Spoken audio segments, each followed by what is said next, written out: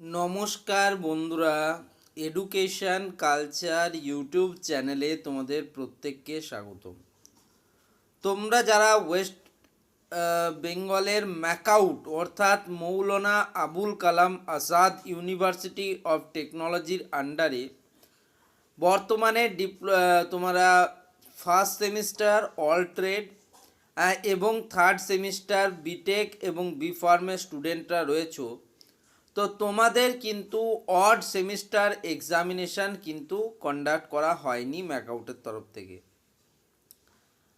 Already অন্যান্য সেমিস্টারদের অর্থাৎ third semester B Tech এবং বি ফার্ম ছাড়া অল ট্রেড, ফিফথ সেভেন্থ এবং বি আর্কিটেকচারের ক্ষেত্রে নাইন্থ সেমিস্টারের যে এক্সামিনেশান সেটা কিন্তু কমপ্লিট হয়ে গেছে এবং অর্থাৎ ফেজ ওয়ান যে তোমাদের এক্সামিনেশান প্রসেস সেটা কমপ্লিট হয়ে গেছে এবং তার রেজাল্টও বেরিয়ে গেছে 6 তারিখ বা 7 তারিখের দিকে, ঠিক আছে, জানুয়ারি মাসে।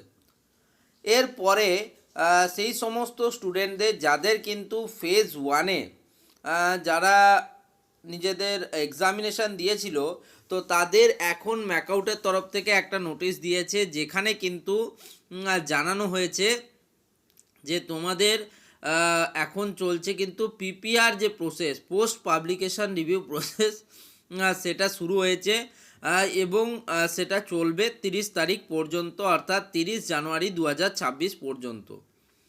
এখন প্রশ্ন হলো যে সমস্ত স্টুডেন্টরা যাদের ফার্স্ট সেমিস্টারের পরীক্ষা হলো না এবং থার্ড সেমিস্টারের বিটেক এবং বি ফার্মের স্টুডেন্টরা, তো তোমাদের এক্সামিনেশন কবে হবে?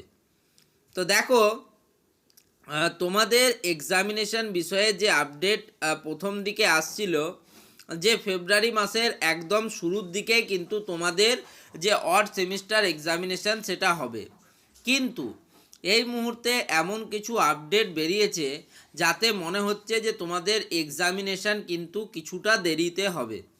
কেন এরকমটা বলছি আমি তার পিছনেও যুক্তি দেব।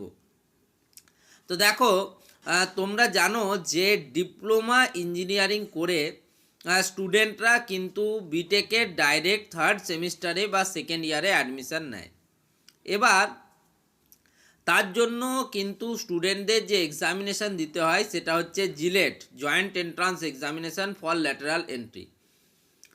তো এই যে জিলেট এক্সামিনেশান, তার কিন্তু তোমরা জানো যে ফেজ কাউন্সিলিং প্রক্রিয়া সেটা অলরেডি কমপ্লিট হয়ে গেছিলো 26 ডিসেম্বর 2025-এ। তবে ম্যাকআউটের তরফ থেকে একটা নোটিশ পাবলিশ করা হয়েছে কাল অর্থাৎ 21 তারিখ, যেখানে জানানো হয়েছে যে তোমাদের ডিসেন্ট্রালাইজ কাউন্সিলিং অর্গানাইজ করা হচ্ছে এবং সেই ডিসেন্ট্রালাইজ কাউন্সিলিং তোমাদের চলবে 3 ফেব্রুয়ারি 2026 পর্যন্ত।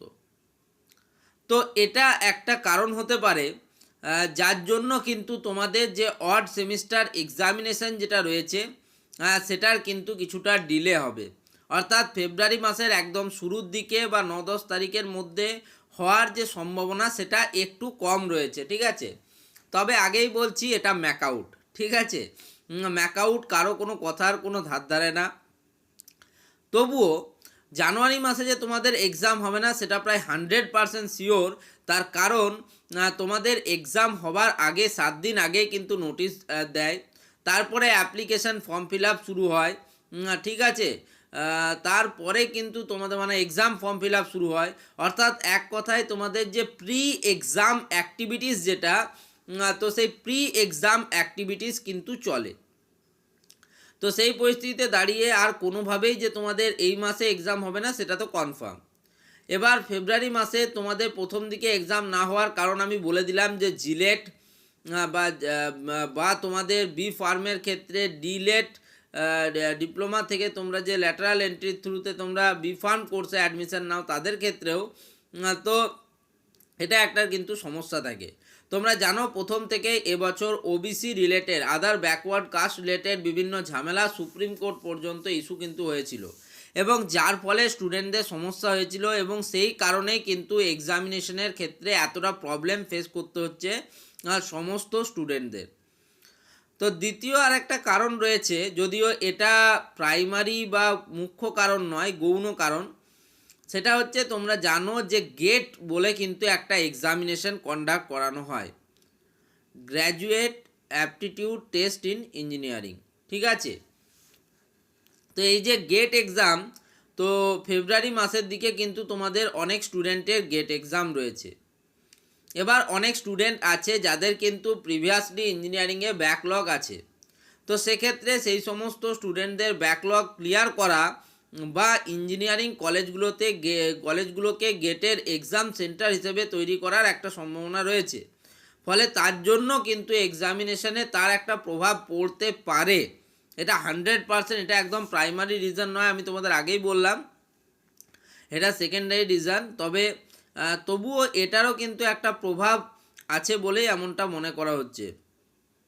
তো এই কারণের জন্য আমি তোমাদেরকে যেটা বলেছিলাম যে তোমাদের এক্সামিনেশানের ডেটটা মোটামুটি ফেব্রুয়ারি মাসের ফার্স্ট দিকে হবে, বা ম্যাকআউট থেকেও প্রথম দিকে এমনটাই আভাস একটু দেওয়া হয়েছিল, তবে সেটার সম্ভাবনা একটু কমেছে।